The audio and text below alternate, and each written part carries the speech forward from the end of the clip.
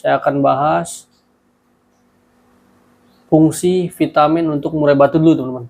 Dasarnya saya akan bahas dulu, karena pemberian vitamin untuk murai batu sangatlah penting untuk menjaga stamina serta kestabilan kondisi murai batu kita teman-teman. Assalamualaikum warahmatullahi wabarakatuh. Teman-teman, itu Comania, apa kabar teman-teman? Berjumpa lagi dengan saya atau channel kecil saya, Diet Murai teman-teman. Channel kecil yang selalu membahas konsisten perawatan murai batu dari nol sampai dengan juara. Di video kali ini saya ingin membalas requestan para subscriber saya teman-teman. Dan seperti biasa setiap jam 12 siang saya akan membalas requestan teman-teman. Dan insya Allah saya akan konsisten menyempatkan waktu saya untuk membalas requestan teman-teman. Di konten saya kali ini saya ingin membahas salah satu requestan pemberian vitamin untuk murai batu. Karena di sini para subscriber saya yang bernama Ezi Praditya teman-teman. Saya tampilkan di layar kaca teman-teman. Requestannya seperti itu. Pada dasarnya dia bertanya kepada saya, pemberian vitamin itu seminggu berapa kali? Dan menurut saya ini sangatlah penting ya teman-teman, karena belum saya bahas di channel saya. Oke, nggak perlu berlama-lama, silahkan disaksikan dan jangan di-skip sampai dengan akhir. Oke teman-teman, silahkan ditonton.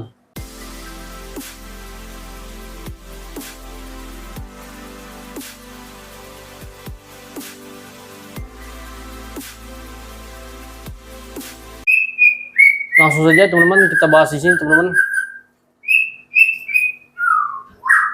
Dan untuk saudara Ezi Praditya, terima kasih ya telah menonton channel saya dan subscribe channel saya teman-teman. Di sini yang pertama saya akan bahas fungsi vitamin untuk murai batu dulu teman-teman. Dasarnya saya akan bahas dulu, karena pemberian vitamin untuk murai batu sangatlah penting untuk menjaga stamina serta kestabilan kondisi murai batu kita teman-teman. Di sini saya artikan vitamin itu bukan doping ya teman-teman. Kan ada ya, vitamin itu ada sama dengan doping juga ada teman-teman. Jadi untuk meningkatkan power atau agar dia lebih emosi serta lebih gacor.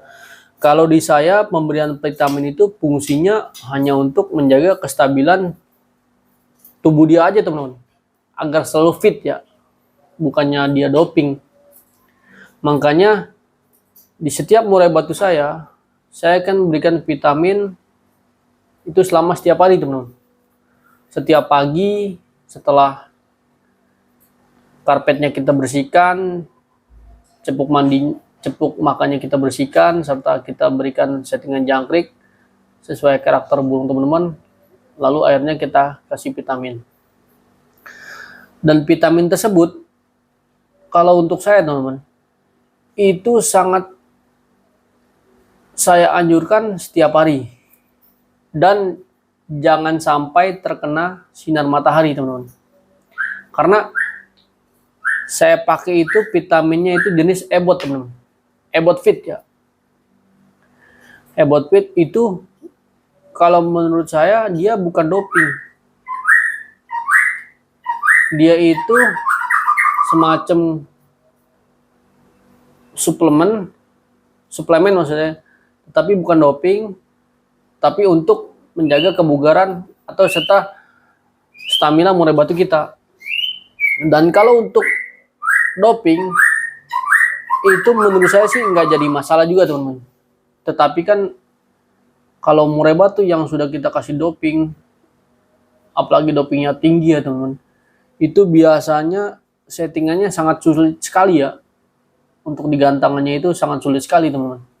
Dan juga untuk dia bisa mencapai titik kestabilan juara itu sangatlah susah. Nah, makanya saya sarankan kepada teman-teman nggak usah memakai doping. Kita hanya cukup memakai vitamin untuk suplemen setiap hari ya teman-teman. serta pemberian extra poding yang pas berdasarkan kriteria murai batu kita masing-masing, ya kan. Kalau murai batu teman-teman cocok dikasih kroto, ya silakan. Tapi kalau misalkan dikasih kroto bukan malah tambah gacor, silakan dihilangkan teman-teman. Yang terpenting teman-teman itu harus konsisten pemberian settingan jangkrik, serta kebersihan kandang, serta pemberian vitamin setiap hari. Dan vitamin itu teman-teman, saya kasih sekitar pagi hari, ya kan. Pagi hari saya kasih, lalu ketemu pagi lagi baru saya ganti teman. Dan juga bekas cepuk vitamin dia di air minum dia saya cuci bersih teman. Jangan sampai ada kerak ya. Ada kerak, misalkan kalau ebot pit itu kan biasanya kan menimbulkan kerak ya. Apabila kita nggak bersihkan, lama-lama dia seperti berlumut teman-teman. Nah, kalau saya itu saya selalu bersihkan memakai sabun. Saya cuci bersih baru saya kasih air mateng ya teman-teman, dan saya teteskan. Saya teteskan itu sekitar 4 tetes ya teman-teman. Teman-teman bisa simak sendiri ya kan, ebot pitnya seperti apa. Kalau saya tampilkan di sini nanti takutnya saya terkena copyright ya teman-teman. Makanya saya hanya menyebutkan saja. Kalau menurut saya vitamin yang untuk suplemen murai batu kita, pakailah vitamin yang kadar proteinnya tidak, kadar nutrisinya maksudnya kadar vitaminnya tidak tinggi ya. Seperti ebot pit, ebot jos juga nggak apa-apa, cuman jangan terlalu sering teman-teman. Kalau ebot jos itu kan agak kenceng ya kalau untuk lomba ya. Kalau ebot pit kan untuk harian, setelan harian. Jadi teman-teman itu sebenarnya hanya menjaga titik kestabilan tenaga serta stamina murai batu teman-teman aja. Apabila murai batu teman-teman sudah settingannya sudah pas, penjemuran sudah pas, dan di rumah gacor serta di lapangan, jalan lapangan, teman-teman hanya menjaga kestabilan titik stamina, birahi serta emosinya saja teman-teman. Barulah dia bisa stabil di lapangan seperti itu. Dan bisa saya garis bawahi, pemberian vitamin itu sangatlah penting untuk murai batu kita teman-teman. Yang pertama vitamin, kedua penunjang seperti kroto dan jangkrik teman-teman, serta pur. Nah teman-teman juga harus perlu ingat ya, murai batu teman-teman kalau misalkan mau stabil ya, janganlah pakai pur dengan protein tinggi.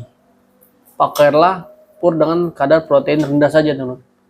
Karena kita itu kan, pur itu kan sebagai cemilan dia ya teman-teman. Sebagai cemilan, tetapi kita fokus dasar di settingan itu kepada pemberian extra poding, jangkrik, serta kroto. Jangkrik dan kroto pun kita harus lihat lagi teman-teman. Apakah murai batu kita bisa memakan kroto? Dalam artian pada saat dikasih kroto dia gacor, nah berarti cocok teman-teman. Tapi kalau murai batu teman diberikan kroto malah tidak gacor, malah ngembang atau ngembung bulu, silakan dirubah. Berikan saja jangkrik teman-teman. Nah, dan juga saya selalu ingatkan kepada teman-teman, murai batu itu selalu ada dua karakter. Karakter jinak dan karakter giras.